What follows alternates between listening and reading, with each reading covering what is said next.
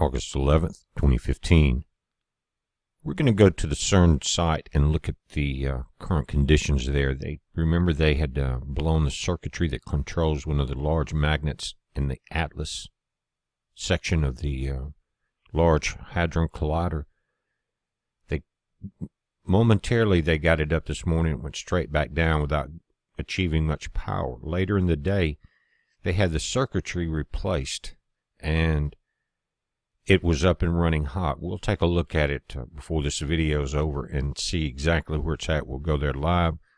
But if you think about the events that have happened on this planet in the past and the ones that are about to happen, future events, many have been prophesized and warned about. Now, not much out of Geneva is talked about, except from one man, and that was Nostradamus. And he has proven that he talked about World War II and Hitler, things like that. So it may be something to kind of pay attention to.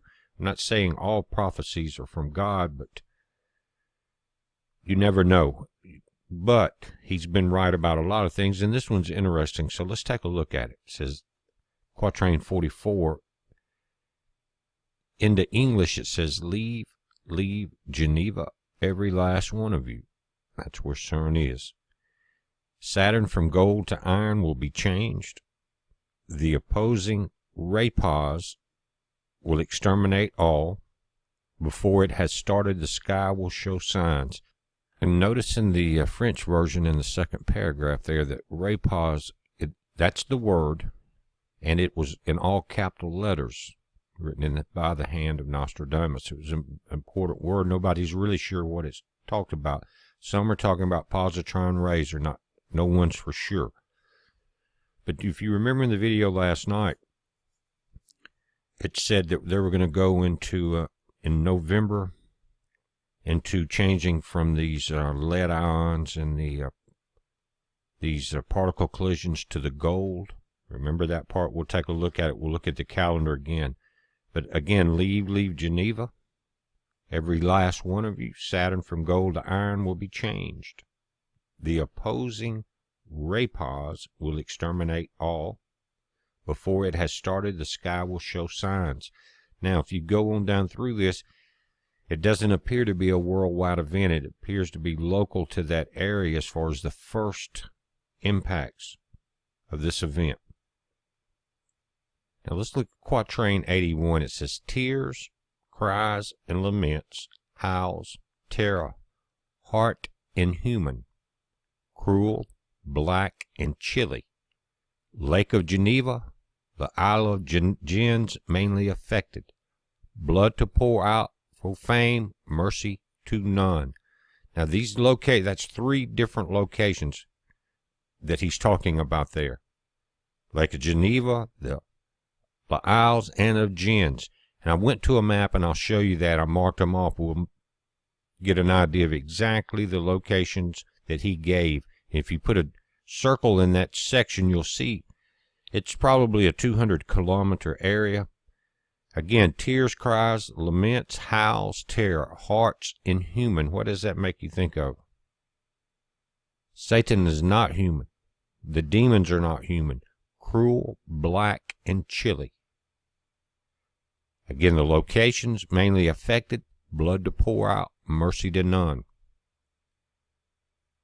Before we go to the map, let's go back to this first section at 44. 4 lines, each one are important. It says, leave Geneva, everybody. Saturn from gold to iron will be changed. We're going to look at that on the map. The opposing rapaz will exterminate all, whatever it is. We know what is in Geneva. Before it starts, the sky will show signs. Now, does that mean right before it goes to full power and all hell breaks loose that we're going to start seeing some type of events in the sky? We've seen it affect the magnetopoles of our planet. And they will not be up until full power, I don't think, until they start running the gold ion collisions. There's one other quatrain, and it's number 10, that I want to look at because it caught my eye. It says, the serpent is put into the vault of iron, where 7 children of the king are held. The ancestors and forebears will come forth from the dead, lamenting to see thus dead the fruit of their line. There's a lot said there. You're talking about a serpent. Now, they're talking about a vault of iron. They don't say circle. They don't say which king. But the ancestors and forebears coming forth from the dead definitely point to something very strange happening. We talked about this gate opening. And the lamenting to see thus dead the fruit of their line. Will it open the gate? But what did Nostradamus say? Get out of Geneva, leave everyone. Because during the process, will the fruit of their line that's still there be destroyed in this event? But will it open the gate? Think about this. Let's take a look at the map.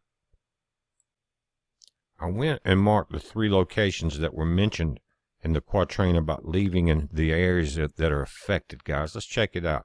Now, Geneva, Lake Lemon is what he's talking about there. That area, and CERN is exactly where I've got the bottom pointer and the red. Now, the other locations, and I'll pull this up, check it out, pulls you right into the CERN building. We marked it there. Now, he doesn't say that building, that's 17 miles wide. He says from this lake, but it's a wide area. I drew the line straight up to both places that he mentioned. So if you're looking at probably 175 to 200 kilometers in that area. I'm not sure, guys. I didn't draw it out on the map, but it's a wide area. But there's the isle that he's talking about right there. And here is Gens if you come down this line. So you've got a pretty wide area that he's talking about. It will be felt. Now, of course, the population was much less at that point, but he was looking into the future. So if something bad happened, he's talking about this wide of an area being affected. Will it be out in the circle? Will it be through that area because of the geographic, the mountains, things like that, guys, the location where it's at, the fault lines, who knows? But those are the areas that he mentioned. And if you draw a circle from there, that is a wide area. Look at the amount of people that would be involved in that. Now, one of the things that CERN has done has taken technology and information that's been developed from the other colliders around the world, and now in this new run that we're seeing, all of that's coming together there. But this is an article that goes back a couple of years. It says Golden Hints About the Early Universe, and this is coming out of Brookhaven. That's here in the United States, guys. It says earlier low energy, or HIC experiments using gold. AU plus AU found electric polarization, a small separation of positive and negative charges in the overlap region where the ions collided. This effect was potentially worrying since quantum chromodynamics require chiral or mirror symmetry. There's that word symmetry again. There should be no inherent left or right-handedness resulting from strong force interactions. It should stay the same. However, this quantum chromodynamics, which is the QCD, does allow violations of the symmetry at higher temperatures. Is that what they're trying to do, violate the symmetry? As long as they average out over all the collisions. These violations may have played a role in the early universe, when more matter was produced than antimatter, according to the BNL's Vigdor. Now, they're talking about the Big Bang again here. But it says AU plus AU gold. Collisions result in strong magnetic fields. They're about to change. Now, they already have a very strong magnetic field that's 100,000 times more powerful than our planet. Like I said, now they're transferring all this information to Geneva. This article, More Exotic Quark Matter, talks about with much higher energies available at the LHC, researchers are using it to examine a high-temperature region. Now, this article was before they cranked back up this year, guys. Think about this. It says, to give a sense of how preliminary they are, CERN announced yesterday that the LHC has achieved the highest human-made temperature yet, but hasn't been able to determine exactly what that temperature is. It's about 38% larger than the previous record from the RHIC, again back at Brookhaven, which was about 4 trillion degrees Celsius. Such high energy should help make clear the structure. Think about that. These high temperatures and this luminosity go hand in hand. That high temperature you're talking about star temperature, neutron star temperature. Very high. Now we're going live to CERN. It's 4:52 as I'm doing this now, Central Time this afternoon. But there's having a ramp down. It says protection dump, multiple system dump. You see that? Trip of the RB8 A78 again. Same one as last night. That's one of the circuits to control the magnets in Atlas, the giant machine. And those magnets in that circuit, if I'm reading the diagram right, they control the beam. In other words, they focus it so that they can match them and create the collisions. Again, a circuit shorted, but it increased the temperature here. Actually, this morning, guys, before that circuit shorted, I was watching this thing run at full power, and the temperature had already started to rise there. When you look at that scale at 1.8 to 2, to where they have to keep this thing, that temperature down to achieve almost the speed of light, it's minus 271 degrees Fahrenheit. It's pretty cold, so they're creating a tremendous amount of heat. You see what we're dealing with there? Maybe Nostradamus was right. Leave Geneva. And you can see what happened early in the morning right here in this bottom. They had tried to start up and it went back down.